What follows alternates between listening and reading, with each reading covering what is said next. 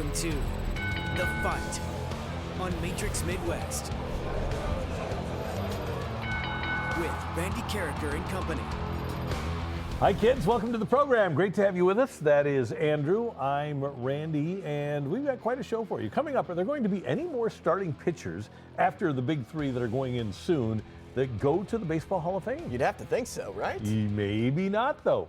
Will today's legends make it? Yes. Will tomorrow's? Will we even have legends? We have the worst Super Bowls of all time, and in the fight, I'll try to get back on track. See if we can do it. But let's start with our quick hits, and the U.S. women's hockey team delivered a dominant statement, shutting out Canada 5-0 in the preliminary round of Olympic play while reinforcing its status as the tournament favorite. Team USA swept the prelims with a 20-1 goal differential and expanded its winning streak over Canada to 7 straight games. Caroline Harvey led the charge with a goal and 2 assists. Erin Frankel earned her second shutout of the games. O'Fallon, Missouri's Joy Dunn of the St. Louis Lady Blues was +1 and had 3 shots. Despite the lopsided win, Coach John Wroblewski cautioned his team that the hardest part still lies ahead, finishing the climb to Olympic gold. Oh, by the way, the Olympic men for USA will take on Latvia on Thursday. But let's talk about this dominant women's team. They are kind of like the U.S. women's soccer team used to be. They run the world.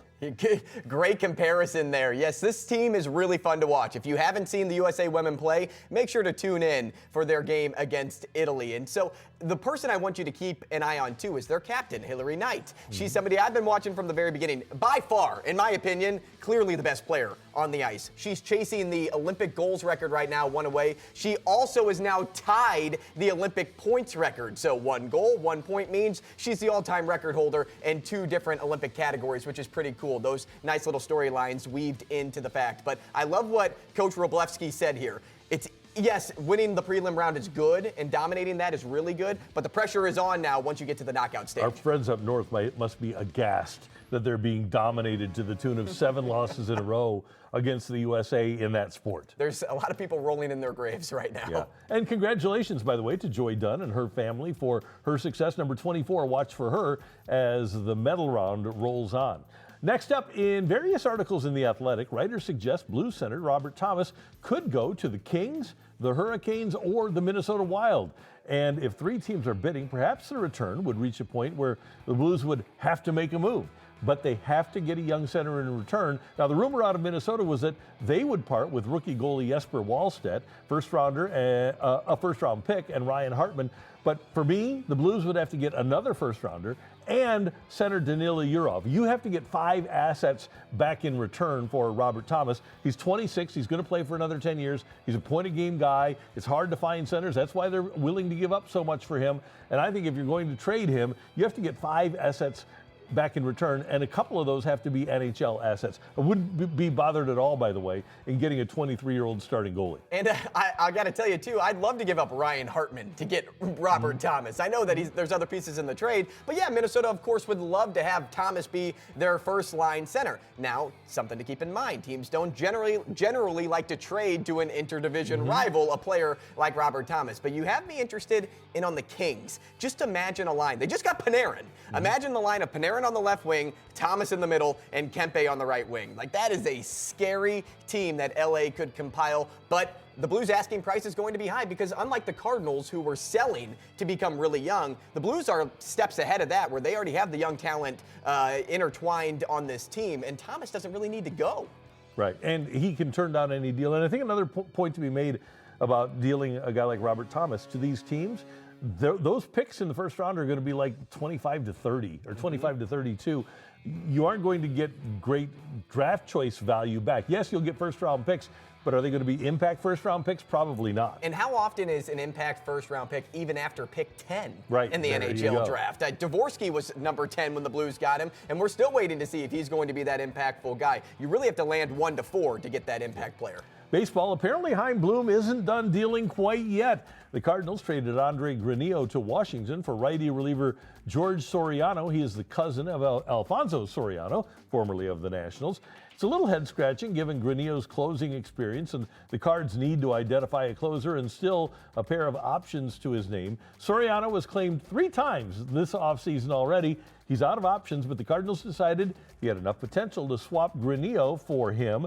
Neither player has pitched particularly better than the other so far, and this seems like a flyer-for-flyer move, although Soriano has, I think, a little bit more ability to give you innings in middle relief than Granillo does, and this tells us, I guess, that the Cardinals are going to choose their closer from among Riley O'Brien, Matt Swanson, or Jojo Romero. Yeah, and who am I to argue that Chaim Bloom making this move is a bad thing? He hasn't shown me anywhere that Chaim Bloom making a move yet is going to be a move that's really head-scratching. So I almost disagree with like a lot of the public eye there on saying that Soriano isn't better than Granillo and Granillo's better than Soriano. What I keep reading is Soriano's that guy not only that gives you those innings to eat, but he gives you the high leverage situation stuff that Granillo doesn't. And the Cardinals they're not in the ballpark of playing it safe. They're in the ballpark of taking chances. And I think Soriano is that high ceiling chance. And I think one thing we need to keep in mind is that the Cardinals have an incredible teaching staff now, both offensively and pitching wise. They have a great group of teachers, and they can identify problems that a pitcher has and fix pitchers. It'll be interesting to see how a guy like this does, or all of the young pitchers that they acquired, plus Richard Fitz, who they got from Boston, the other youngster that they got from Boston that's going to be in the rotation eventually. I think that it'll be really interesting to see how these guys get better here in St. Louis. And how funny was that adventure of an offseason for Soriano? Yeah. Getting waived 3 different times? Yeah. Oh, my. Never had to go somewhere to join another team. Hopefully he didn't get an apartment somewhere. More baseball. After Clayton Kershaw, Justin Verlander, and Max Scherzer, will there be another Hall of Fame starting pitcher? And what will define a starting pitcher as a Hall of Famer in the future? Certainly not wins. We're probably looking at pitchers' WAR and strikeouts from here on in.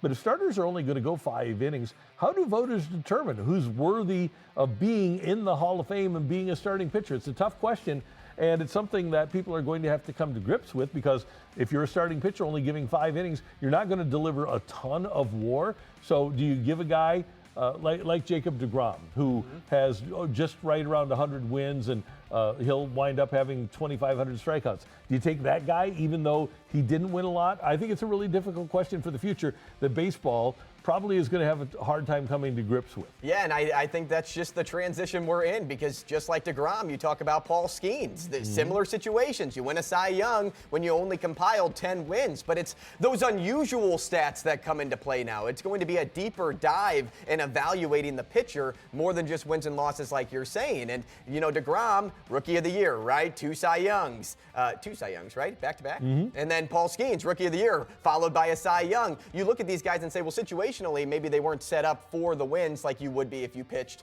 for the Dodgers. And to me, I still think it's a problem that we micromanage these pitchers and not let them go the distance like they have been doing their entire life. But who am I to argue with what GMs and managers in baseball are saying? Well, the problem, and agents too, the problem is that 100 pitch limit. How many times, for example, when Jordan Montgomery was a Cardinal, was he pitching great and he reached the 100 pitch mark and they'd take him out just because he had reached 100 pitches? They never even bothered to find out whether he could throw 110, 115, 120 pitches. And I think that's a problem that baseball has right now. They don't want to learn about pitchers that are capable of going through an order a third time just because the overall stats say they're going to get worse the third time through the other order. They don't want to find out about individuals because 100 pitchers have had difficulty with it. And you're penalizing guys for getting strikeouts, too, at the end of the day. If they're walking a ton of guys, yeah, fine, yank them. It makes a lot of sense to do that. But the guys that are already at that pitch count number, it's most likely that they have 9 strikeouts. And then I worry about postseason play when you want them to go 113 pitches if they're lighting up the world. Hey, baseball, trust guys once in a while. In the NFL, do the Chiefs need a quarterback just in case Patrick Mahomes isn't ready? In a piece at ESPN.com, the point was made that if Mahomes isn't ready coming off of that torn ACL that he suffered in December, the Chiefs will need someone to play quarterback. There aren't many solid free agents out there. Does a Kirk Cousins take a pay cut to try and get a ring in KC? Would the Chiefs bring back Carson Wentz for a second tour? Trade for Anthony Richardson? Either way, they'll need a good running back, and they'll have to lean on the run game until Mahomes is back and healthy. And I think it starts there. It's building around on your roster so that you can have an average backup quarterback in there to give you a win or two until Mahomes comes back. But it starts with Jeremiah Love. Get Jeremiah Love in the draft and then move on from there. I can't see the Kirk Cousins thing. I think it would be make a lot of sense for him if he wants to win a ring to go to Kansas City. But he didn't like his situation in Atlanta. I don't think he'd love his situation behind Patrick Mahomes. Yeah. It's interesting. Maybe just go draft a guy. Sawyer Robertson, Cade Klubnik, somebody like that. Yeah, I think it would be a little bit different backing up Patrick Mahomes as opposed to Michael Penix. It feels a lot better, at least. And you don't know how long Mahomes is going to be out. And I don't know, but if I had made as much money as Kirk Cousins did, and I'm as competitive as he is, and I can get a chance to play on that team until Mahomes is back, I think I'd roll the dice on something like that. Super Bowl rings are fun. I still wonder about that return to Minnesota, though, being able to trade Jefferson. That's a possibility, too. And I wonder if there would be enough time. We talk about Anthony Richardson. Would Andy Reid and Eric Bieniemy have enough time to fix him to get him ready to go? I know that they coached guys up. They've turned some guys into really good quarterbacks that I didn't think could be good quarterbacks. I don't know if they have time to do that with AR-15. Well, especially because he's got to go back to the fundamentals. He can't throw. Yeah, he cannot throw. But he can run until he gets hurt. He can run. And you know what? They need a running game, right? Yeah. So maybe it makes sense. Yeah. Those are your quick hits here in the fight. Later in the show, we're going to have some risky business. We're going to build a little parlay. We've already got that set up for you. You want to stick around for it. It's going to be a lot of fun. And coming up next, I'll compete in the fight here on Matrix Midwest.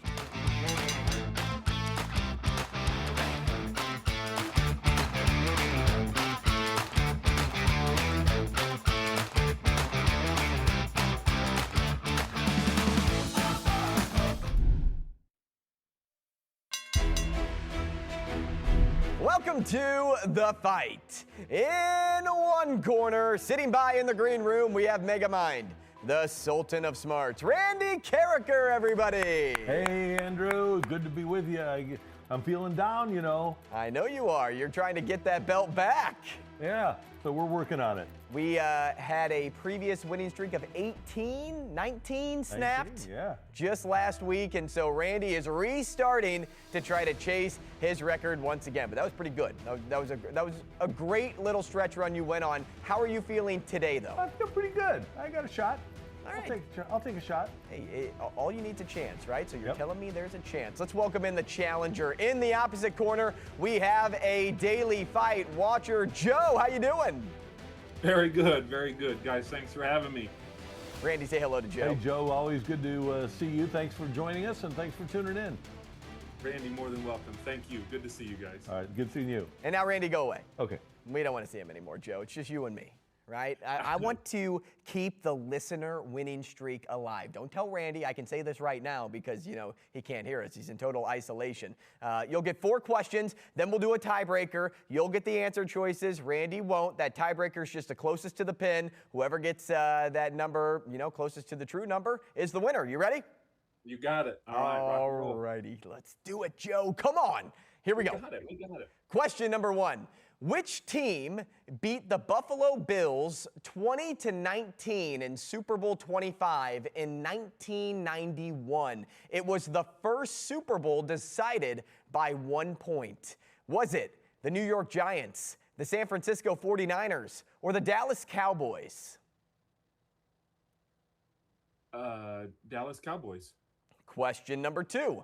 What do the 5 interlocking rings represent in the Olympic Games logo? Is it the 5 continents, 5 centuries, or the 5 sporting events? Continents. Question number 3. Which player holds the NHL record for most goals scored in a rookie season with 76 goals?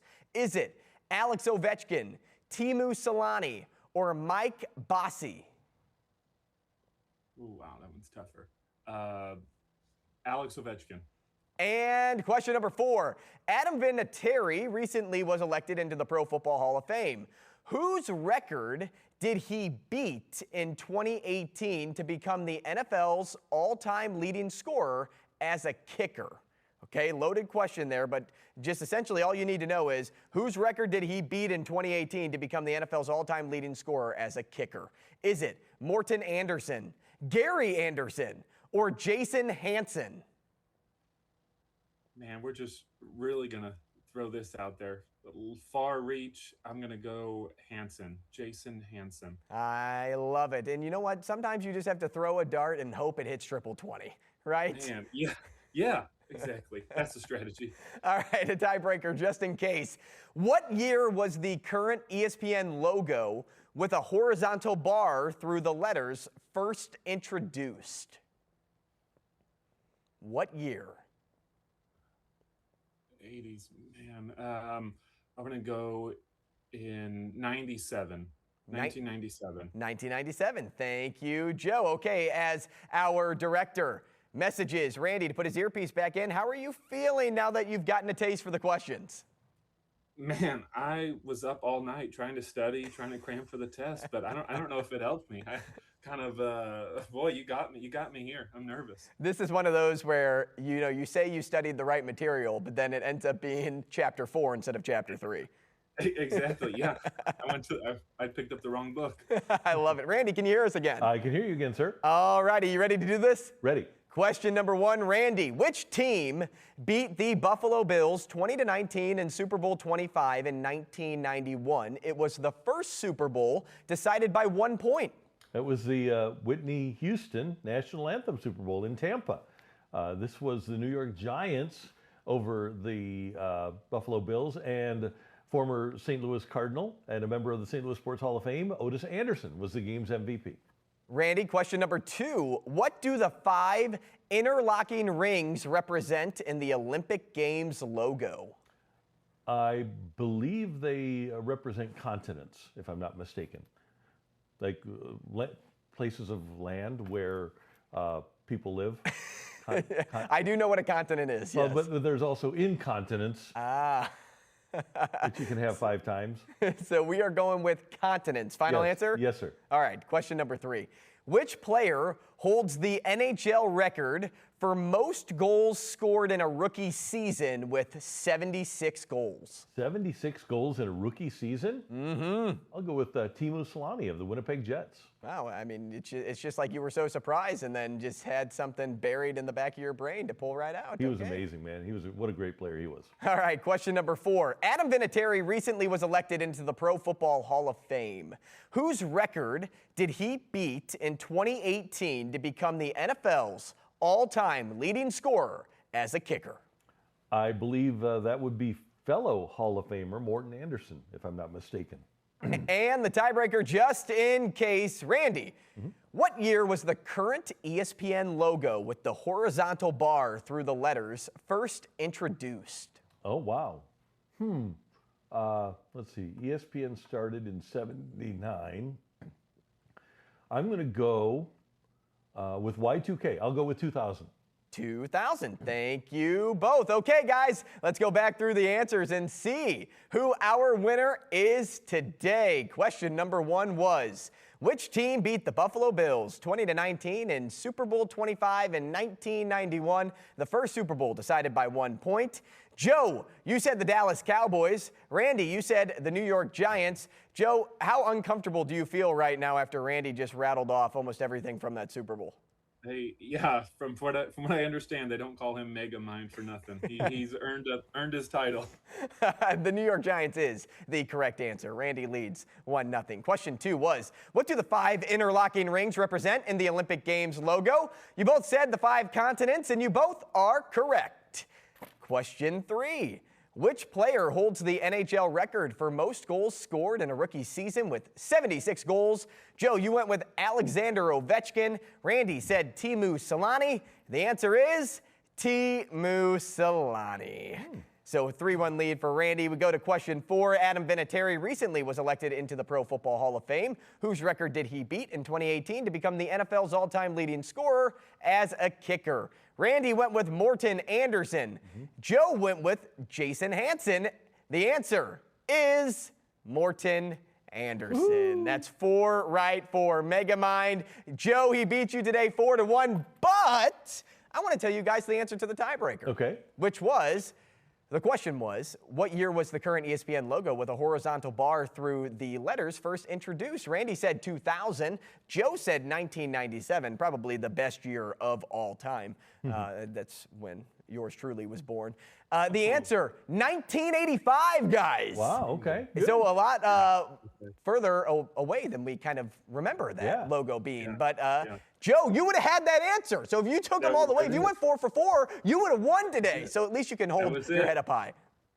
Yeah. Good time, guys. Thanks for having me. Randy, any final congrats words? On the win. Any final words for Joe? Great effort. Thank you so much for joining us. Thanks for being a part of the show. We appreciate it, and hopefully we can do this again sometime. Absolutely, guys. All the best to you. I enjoy it. Thanks for all you do. This is fun. Joe, thanks for playing. Randy, awesome job. As always, you put your foot forward, right? After last week, you're going in the right direction now. That is the fight. And you'll notice that last week I didn't say hopefully we can do it again sometime. This week I did. Why'd you say that? Maybe go back and watch last week. I like winning. Hey, if you'd like to participate in the fight, we'd love to have you join us. Just go to matrixmidwest.com, fill out the form in the drop-down menu at Carricker and Company, and we'll get in touch with you, and hopefully you'll be able to play against me. We record it about noon on Tuesdays and then air it on Wednesdays. Coming up in the fight, well, let's talk about some basketball. Oh, yeah. Can we get some hoops in real fast? Yeah, SLU is obviously playing at the top of their game. Have a chance to win games in the tournament. Right now, 24th in KenPom and 16th in the net ranking. And heading into the tournament, the net ranking is the most important one because that's what the committee uses to seed teams and get teams into the tournament. SLU still has games left against VCU and Dayton, plus George Mason at the end of the season. And if they only lose one more game, I think they have a chance to be a 5 or a 6 seed. I would guess they'll probably land as a 7. A lot will determine also what they do in the A10 tournament. Don't you think if they can win the A10 tournament and win the regular season league title and the postseason league title, then you got a shot at a 5 or a 6 seed. And you know, it's crazy to think about because when you put SLU in the basketball conversation, when SLU's name comes out of your mouth, you don't say SLU is going to be a 4 or 5 seed come tournament time. You think they're going to be like a South Dakota State when they were the hottest shooting team, but they were still a 12 seed, and you're leaning towards, wow, that's going to be my Cinderella team. That's going to be my upset team. SLU's not an upset team. This is a team that is really good. They're playing like a team that could go and make a deep run in the tournament. You mentioned how the net ranking is important off the start as you get into the tournament. The KenPom trend, though, is something to pay attention to as well. And SLU has now entered the territory of the KenPom trend to win the national championship. I'm not saying they will, but they have entered the territory of being in that trend. Well, and I think it's important for us to note that yes, St. Louis U is playing a relatively easy schedule relative to SEC or Big Ten teams. But they aren't just nipping teams. They're blowing teams out. They lead the nation in point differential by more than a point a win, but more than a point a game. They're a dominant team, and you can only control how you play. You can't control who you play, and the way St. Louis U is playing is absolutely dominant. Dominant and resilient. You just look back at some of the games they've come back on to win. This is a team that has kind of done everything over the course of this season to say, okay, they've had their experiences so that if they were to see something a little bit where they were under pressure come tournament time, they'll be okay to overcome it. And they're great shooters, but they also have played great defense. Best shooting percentage against in the country. Okay, let's touch on Mizzou. 52nd in KenPom, 61st in net. Right now,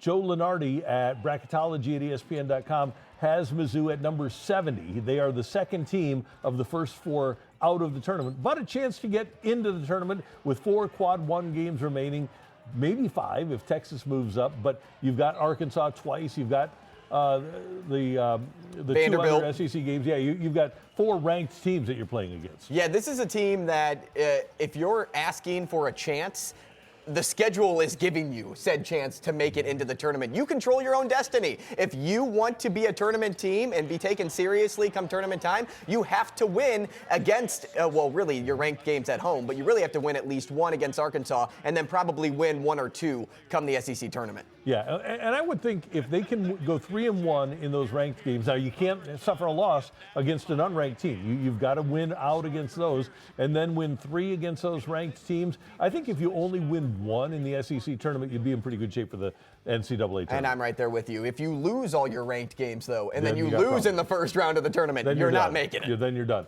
And then Illinois, they're dominant, and they have a chance to be a number 1 seed in the big tournament. Illinois is number 4 in Ken Pom, number 4 in net. Although they do have back-to-back overtime losses, what will determine their fate in terms of seeding for the NCAA tournament is what they do, obviously, the rest of the season, but in the Big Ten tournament as well. Yeah, I think that loss to Wisconsin on Tuesday night was something to be noted because they lost on their home floor. The Michigan State game, on the other hand, being as you were a road team, I didn't look too much into it, but you blew the lead against Wisconsin. That might be one that you go look back at the film and say, okay, here's how we don't have this happen again. And I think the tournament committee will look at the fact that they were missing 2 of their best players. Right. They were missing 2 starters. That is part of what happens. Now you need to get those guys back come tournament time. They're still the best team offensively, though, in all of basketball. Yeah, they're You look awesome. at their efficiency numbers, and even though they lost, as you said, they were out 2 starters, they were still competing. They had, obviously, the chance to win, but also they are taking games to OT and saying, okay, we're going to give ourselves a shot every night. Yeah, and if you're St. Louis U, as great as St. Louis U is this year, you don't want to face Illinois in St. Louis at the NCAA tournament. You'd love to have the home other court side of the advantage. bracket. Yeah, but yeah, let's send Illinois somewhere else. And also, how about Robbie Avila being everybody's favorite player 2 years ago and resurfacing again this year great. on one of the best teams in basketball? Fantastic. Coming up in the list, the worst Super Bowls of all time. Bet you didn't see that one coming. It's next in the fight.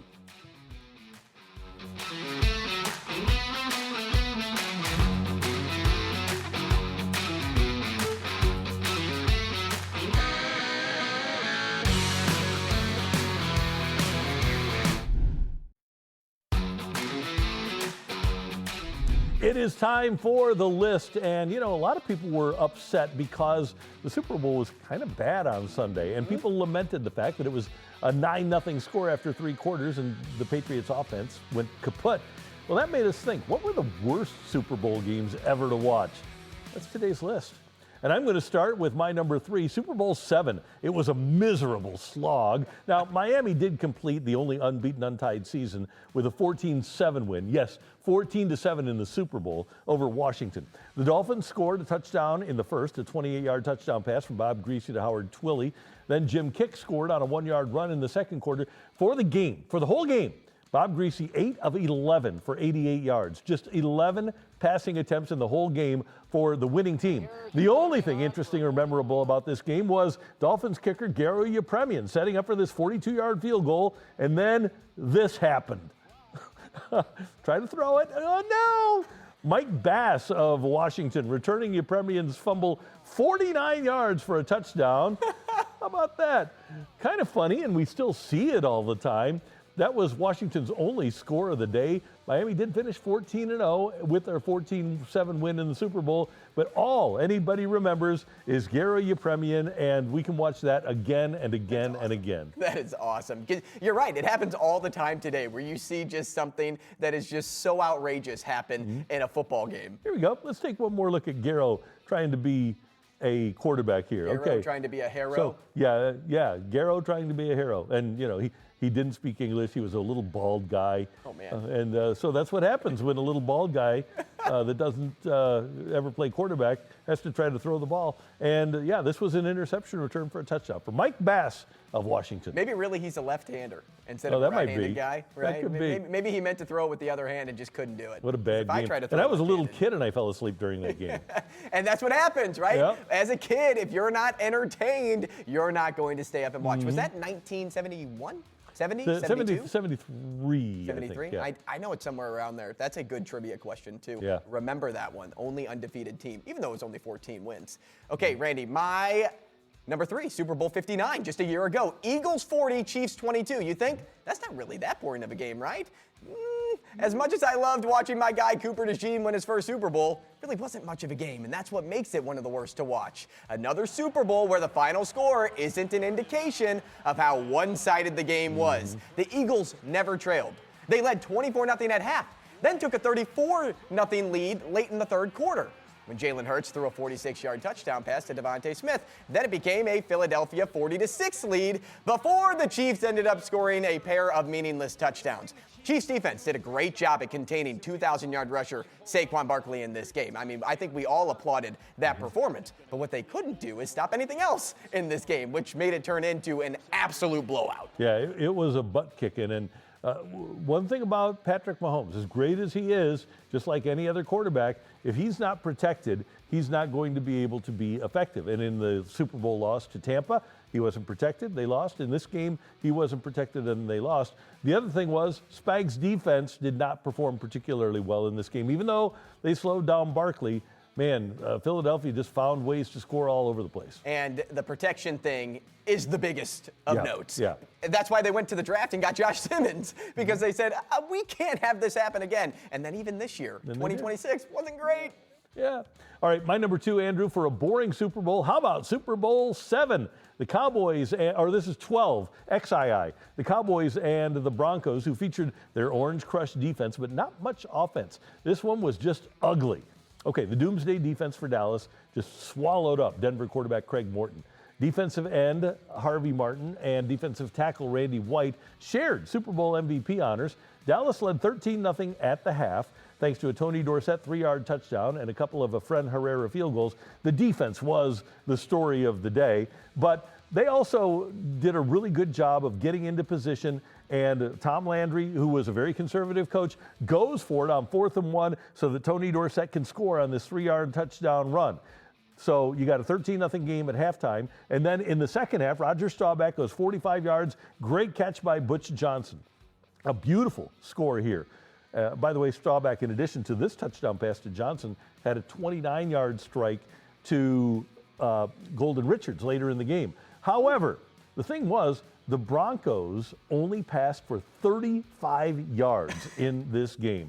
35 yards passing for the whole game. Dallas outgained the Broncos 156-32 and won the game going away by a score of 27-10. Yeah, pretty boring when the other offense just doesn't show up. Yeah, it was bad. And Craig Morton. I was going to say, slow motion highlights, that pass from Staubach. It was beautiful. So pretty, right? Any slow motion highlight, it just, the anticipation, it's like a cliffhanger. Yeah. You just are ready for it, and boom, it just looks so nice. And we may or may not hear from Craig Morton again later on in this show. Uh-oh. That's what we call a tease. All right, my number 2. Super Bowl 48, Randy. Seahawks 43, Broncos 8. Ouch. Yeah, so much hype going into the Super Bowl, right? You had the greatest offense in the league, led by MVP Peyton Manning, who threw for nearly 5,500 yards and 55 touchdowns against the stingy Seahawks defense, which at the time, or really at this window of time, was always known for getting under your skin. The very first play of this game was foreshadowing of what was to come. The Broncos' opening snap goes over Peyton Manning's head into the end zone for a safety. Ouch. Yeah, little did anyone know at this time that would be the first of 36 unanswered points by Seattle. Because they entered as an underdog, that's why it goes as unanswered. Seattle led 22-0 at half and essentially put this game on ice when Percy Harvin ran the second half kickoff 87 yards to the house, which increased Seattle's lead to 29-0. It still blows my mind. This game was never competitive. Looking at these two teams on paper today, you'd think otherwise. Now, this game was in New York. Joe Buck and Troy Aikman were doing it for Fox. And Joe's wife, Michelle, is from Denver, former Broncos cheerleader and big fan of the Broncos. So she's got her family there because they're going to coronate the Broncos, and it's just going to be a great big party. And Joe comes back after a Seattle practice and says, babe, I got a bad feeling about this for you. I'm sorry. And sure enough, he was right. What he saw in practice, the attitude that Seattle had coming into the game, they felt like they were a little bit overlooked or a lot overlooked, and they played like a team with the chip on their shoulder. Man, this was one of those games, too, that when, Super Bowls are a chance to get together, hang out with friends, conversations were had a lot more than sitting down on the couch and watching this play for play. All right, my number 1, the worst Super Bowl ever was Super Bowl 5. Tell me about the it. Colts over the Cowboys, 16-13. Just terrible all the way around. a block point after touchdown, numerous penalties, 11 turnovers in this game, 7 by Baltimore, and an injured starting quarterback. Baltimore's Johnny Unitas hurt in the first half. The Cowboys committed 10 penalties for 133 yards. But their worst gaffe came with less than 2 minutes left. Craig Morton, there's that guy, throwing this tipped interception, picked off by Mike Curtis. Less than 2 minutes left in a tie game here, and you got the interception. The game mercifully ended here with Colts rookie kicker Jim O'Brien setting up to kick a 32-yard field goal. And fortunately, Andrew, he's not going to miss it. He's going to break the tie with 5 seconds to go, and this game is going to end 16-13, 11 turnovers. I believe it was 17 penalties in the game. Just absolutely awful. You'd think a game that's won on a field goal with 5 seconds left would be good. This was awful. Yeah, ugly, undisciplined football is the worst to watch. And everything that you mentioned, from turnovers to penalties, that undisciplined game action is just not entertaining. Yes, a game-winning field goal is entertaining, but everything that led up to that game-winning field goal just made that feeling. Like, you kind of feel gross sitting on the couch watching it thinking, ugh, this is how that one ended? Yeah, sorry, Craig Morton. You've got two of my three. How about him making this list twice as your number 1 and number 2? Yeah. Pretty incredible. Yeah. This one also pretty incredible. This has to be your least favorite game of all time, right? I didn't even watch it. Good for you. I was driving to Peoria, Illinois, driving my daughter back to school. I wasn't going to watch this game. Listening to a burned CD, right? No, you know what I was the listening sports to? Show. That night, KMOX aired Game 6 of the 2011 World Series. Oh, that's cool. Yeah. See, worth it, right? Yep. Super Bowl 53 is what we're talking about. Patriots 13, Rams 3. So yes, Randy's 2 favorite teams in all of football. This game nearly ended touchdownless. What was supposed to be a super shootout turned into the lowest scoring Super Bowl ever. The Rams had one of the highest scoring attacks in the league. They were led by Jared Goff. They had Todd Gurley, who was a stud still at this time, big play receivers. Patriots had Tom Brady, the Super Bowl MVP Julian Edelman, Rob Gronkowski. I mean, this is a system that's just known for lighting up scoreboards in big moments. Both championship games were thrillers too, going into overtime. So expectations were for another back and forth. Touchdown heavy classic? No. The only touchdown of the game was scored by who, everybody? Yeah, Sony Michel. Yeah. Remember that guy? Yeah. This was what I would call an ugly football game. Yeah, it was. And I saw some highlights, I think, the day after, and I've never really paid much attention to it afterwards. And how long were those highlights? 15 seconds? Yeah, probably. So, yeah, that was, by all accounts, a very bad game. I'm glad you picked it. Yeah, that's my number 1. Yeah. I also hated the fact that the Rams were in it. And I also hated the fact that I had to cheer for the Patriots to beat the Rams. I couldn't cheer for anybody. So that was going to be, if I would have had to be in St. Louis, I was going to a movie or something. I was not going to root for anybody. Good Who on was you. halftime? Do you remember halftime? Nope. I don't remember that either. You know why I don't remember halftime? Why? I don't watch halftime shows. Well, there you go. So there's the list. Coming up, we are going to build a parlay for you. Stick around for that with Risky Business coming up here in the fight.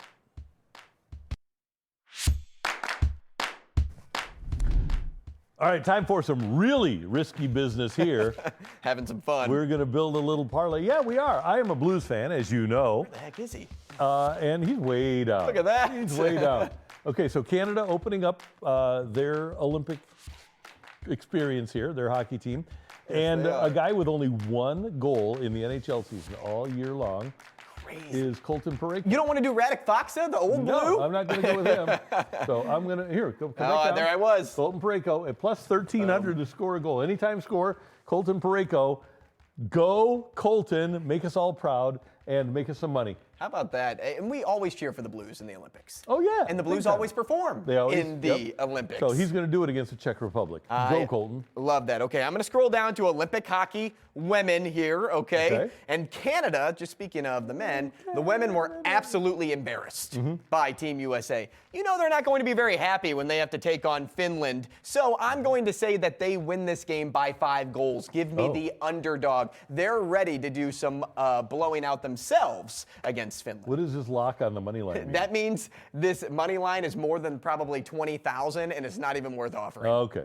That's good. So that's why I'm confident that a lot of goals are going to be scored here. So we've got a little parlay here. That's because of Colton Parayko. Thank you, Colton Parayko. It's going to be fun. All right, so a $100 play here is a payout. We'll add the $36 just for good measure. Yeah. We'll take that. That'll be a lot of Come fun. on. I have to make my way back anyway. Good luck. Go Colton. All right, that's Risky Business. Coming up, we've got Take It or Leave It. And we've got Story Time with Uncle Randy, plus Today in Sports History, right here in The Fight.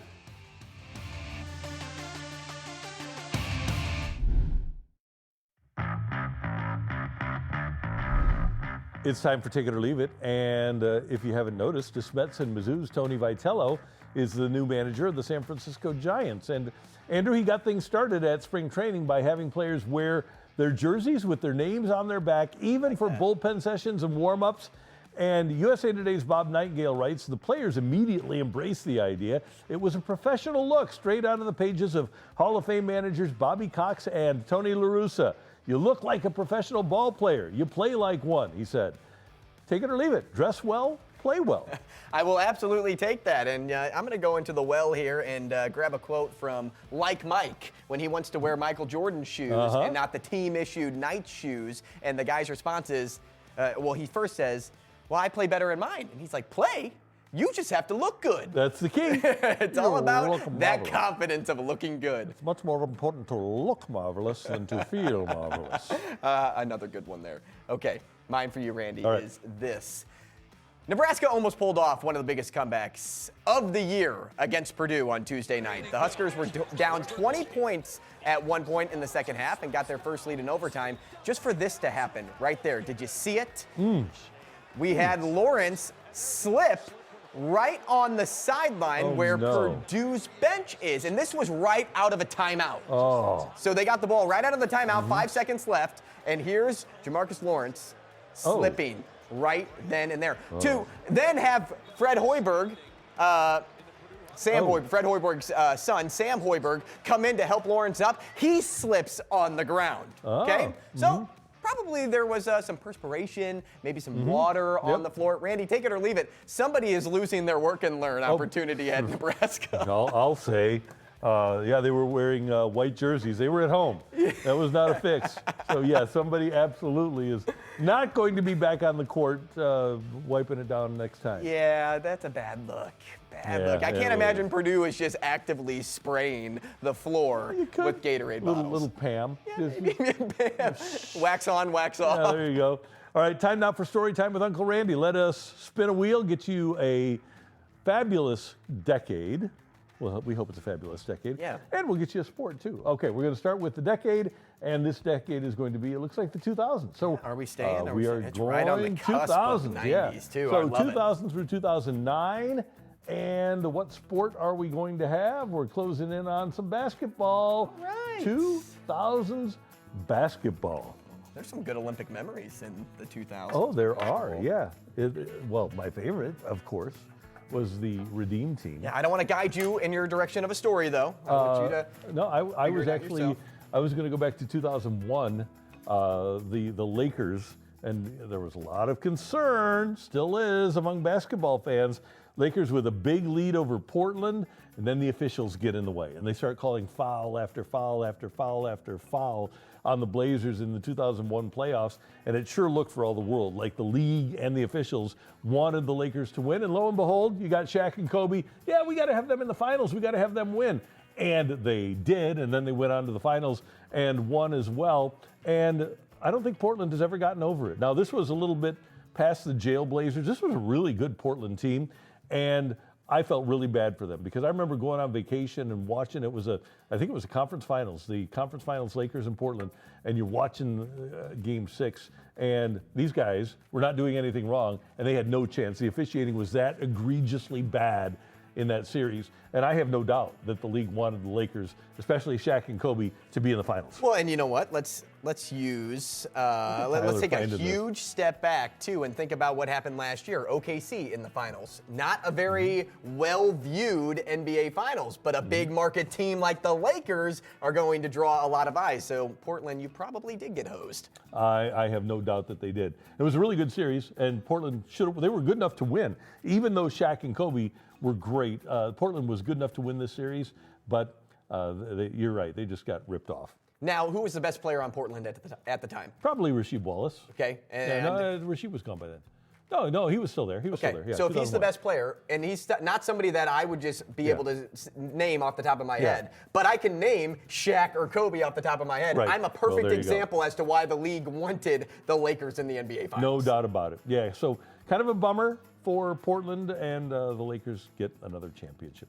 That's story time with Uncle Randy.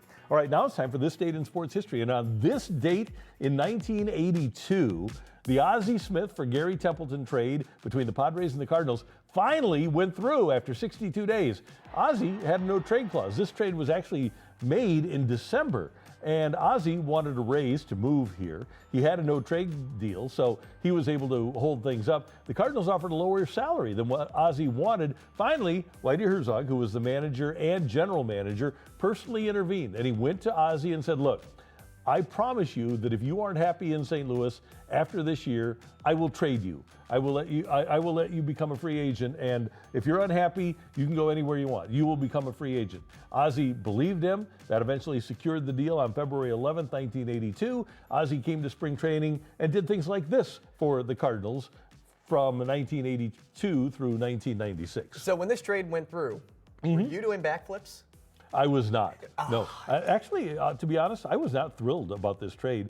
Gary Templeton was a great player. I mean, first player ever to have switch hitter, 100 hits from either side of the plate.